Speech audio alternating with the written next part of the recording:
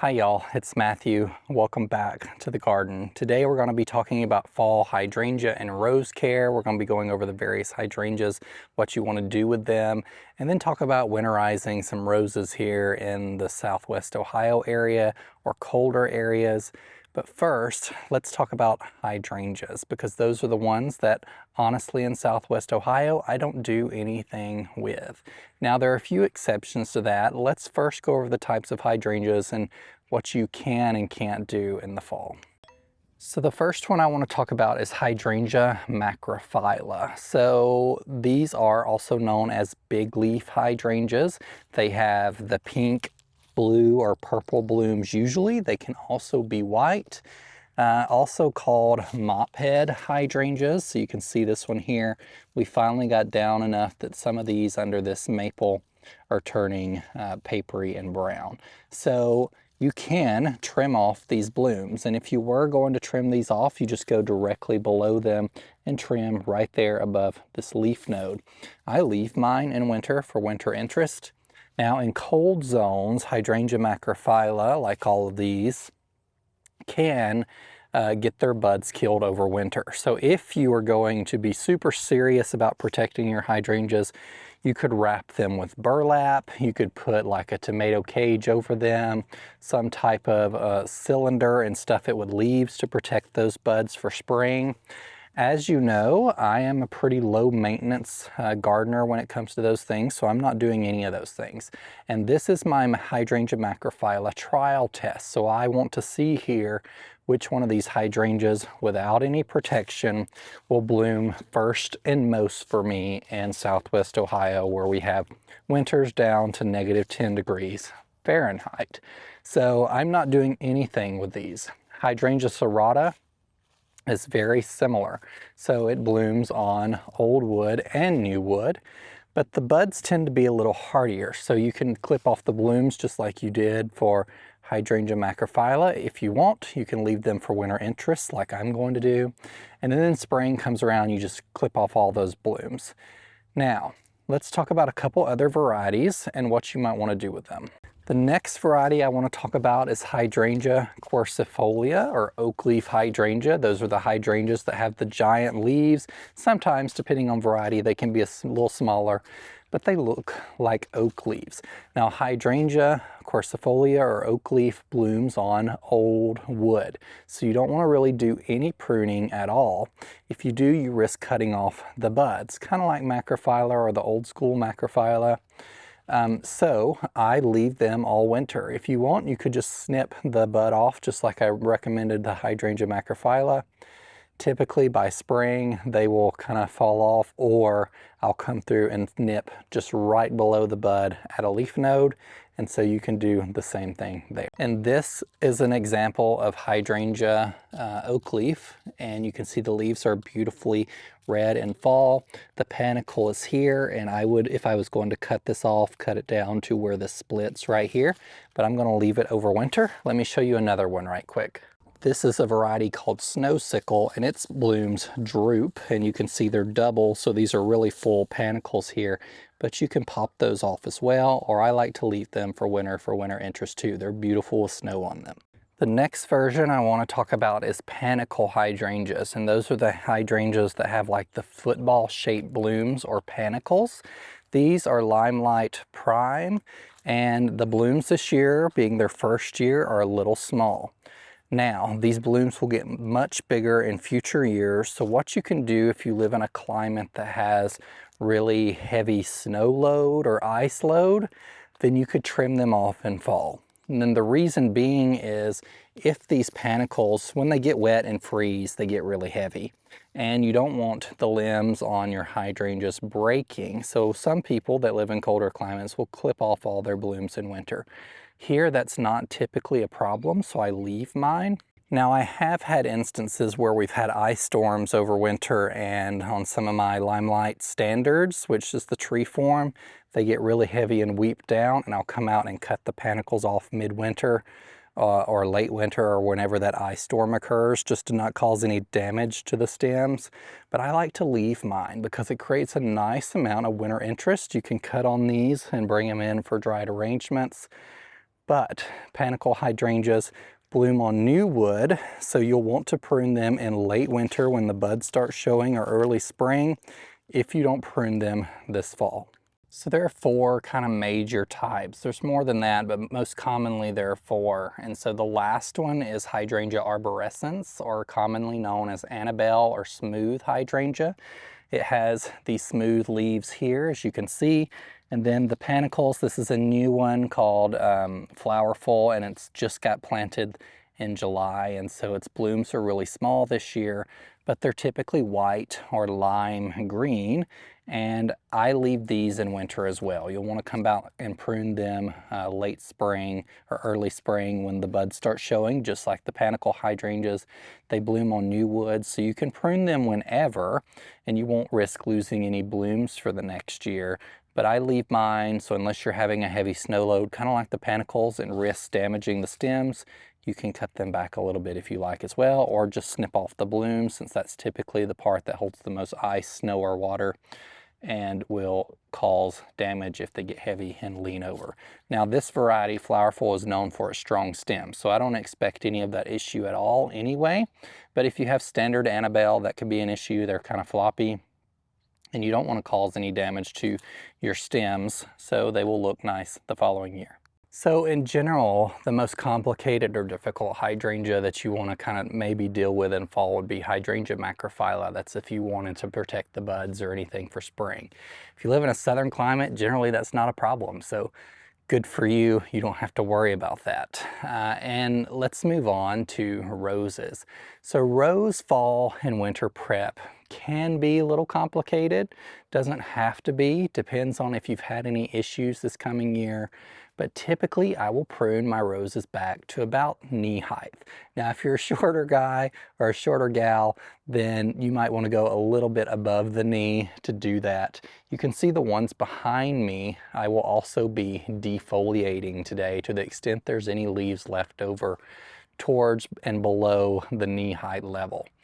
Now let's talk about roses in general. I plant only root roses in my garden. This year I have a ton from heirloom roses.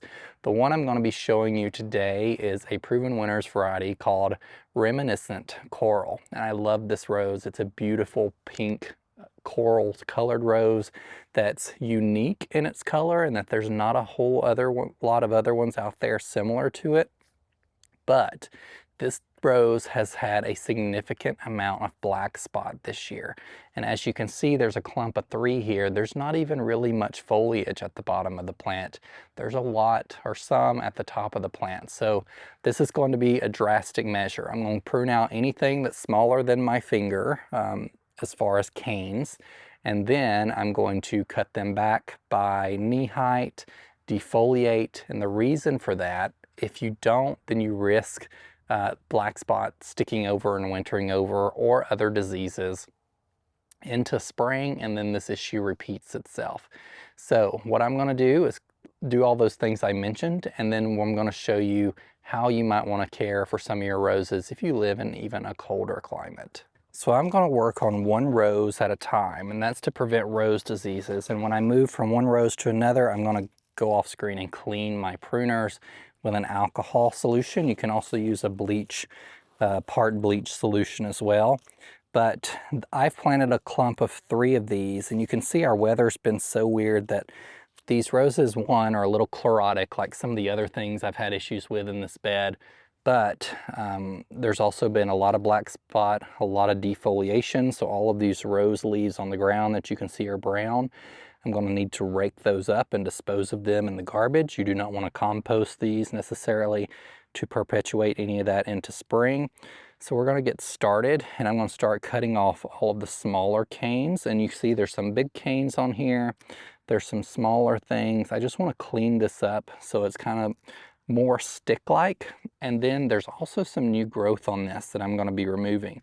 Our weather's been so weird that it started producing a little bit of new growth really late to winter, and the likelihood of that being damaged this winter is high anyway.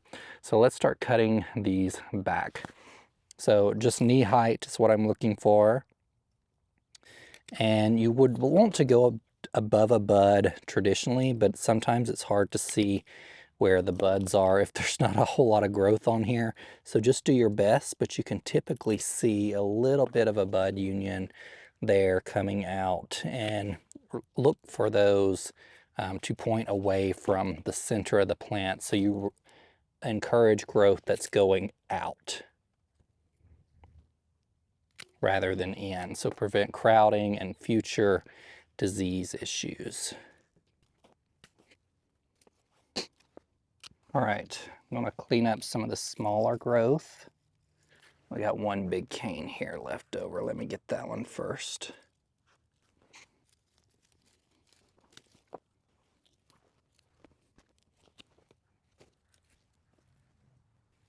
Some of this growth is dead, so I'm going to cut that off as well. So you want to look for diseased, dead, damaged.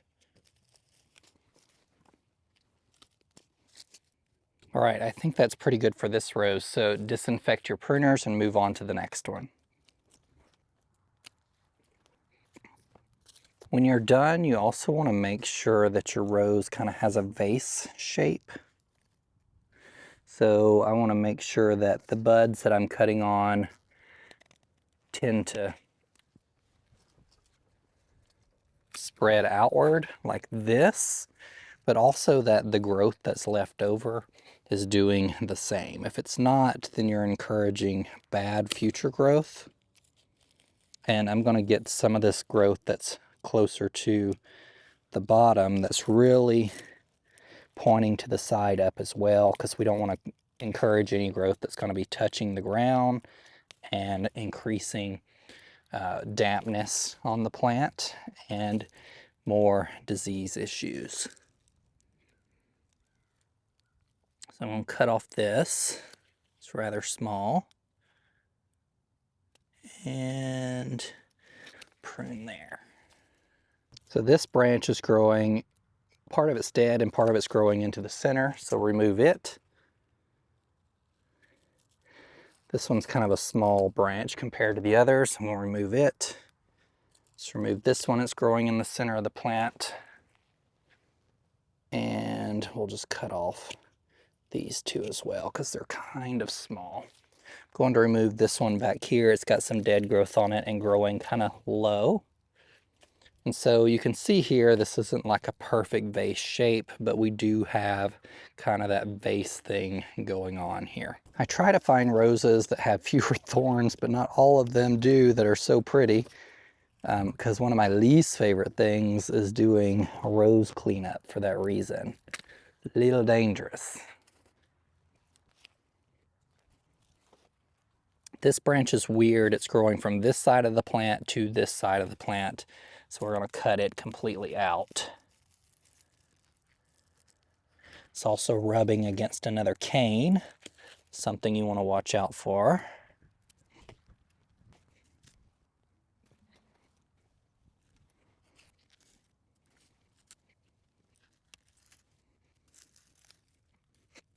So this is a repetitive process. You might cut it back some, and then when you start and look at it again, realize some other things need to be cut off. So you just continue doing that until you get the shape that you want. Now, I need to clean up all of these leaves underneath it. It's kind of difficult to rake under roses, so I'm going to take the leaf blower and kind of blow them out and then clean them up. Do what you think is best there. And then keep an eye on it. You may need to repeat this process a little bit in spring. And then, since I had issues this fall and this summer with black spot, I'm going to apply a preventative in the spring, a preventative fungicide for these roses, whether that be Rose RX or something else, to resolve those issues, hopefully for the season. But good pruning practices, keeping the airflow in there, helps resolve a lot of rose issues. So let me break out the leaf blower. It's going to be loud. Now, realistically, in a garden my size, I'm not going to be able to get every rose leaf that was on the plant and out of the garden.